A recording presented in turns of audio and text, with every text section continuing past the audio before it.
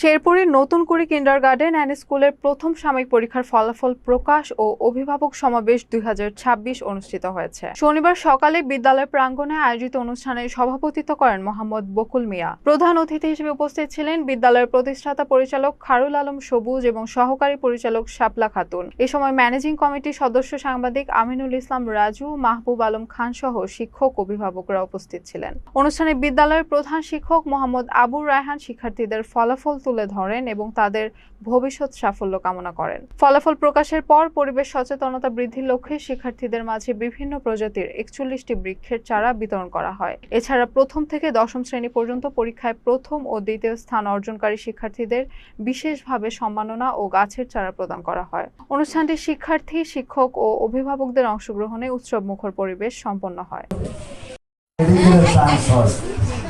ঢাকা ভার্সিটির মতো জায়গায় চান্স হয় নতুন কোনো শিক্ষার্থী। আমরা প্রত্যেকবার প্ল্যানের মধ্যে দিয়ে থাকি কতটি বাচ্চা আমাদের ক্লাস পায় এবং কতগুলো বাচ্চা নতুন করে কিন্ডারগার্টেন। আপনারা পড়াশোনার প্রতি লক্ষ্য করে আপনারা এখানে আপনাদের ছেলে তিনজন জান্নাতুল মাওয়া বিবা, আব্দুল্লাহ আল আয়াত,